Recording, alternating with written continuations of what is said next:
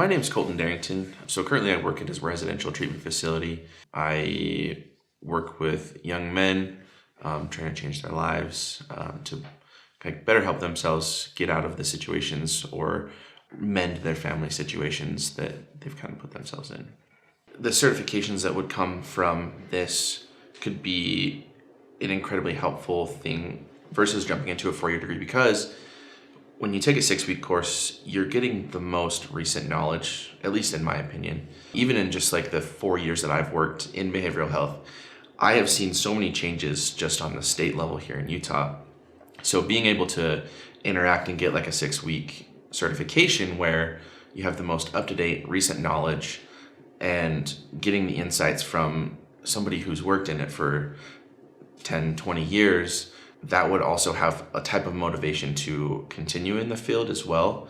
When somebody has a certification, they apply for a job that is in a residential treatment facility, it increases the overall expectance of what this job should be, because it's a very meaningful and rewarding career path that somebody can take. My name is Eponine McClellan. I am a behavioral health technician, and I am actually a pre-med bio major. So I actually come from a family that has a lot of like mental issues on one side. Like everybody has like anxiety, OCD, bipolar, histrionic. And so I was like studying bio pre-med. I was getting into like the physical like aspects of health, and I was like, maybe I'm more interested in behaviors, because I feel like behaviors really shape the way that people care for their bodies and, you know, like their habits and everything like that. I went and got to do a job in behavioral health, and I really got to see more of the mental aspect and how that shapes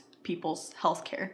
So I have my certified nursing assistant, and there's this thing called PPE, which is personal protective equipment. And I have a little PPE saying in mental health, and it's persistence, patience, and empathy. I think working with these kids, you have to have a lot of persistence. You know, they might throw tantrums, and you know, you see videos all the time of adults that are like, their kids are throwing tantrums, like, you know what, fine, just like take this item or whatever. And like, you can't do that. You gotta be really persistent, and then you gotta be patient with that too. If they're not accepting that, they need to throw their tantrum until they just give up, right? And then you kind of gotta like, okay, now you gotta empathize with them. Why did this happen? Why do you feel like you need to act out this way? And what can I do to make this better for you? I really wish that before I had been employed, or one of the requirements to become fully employed was to get a certification for behavioral health.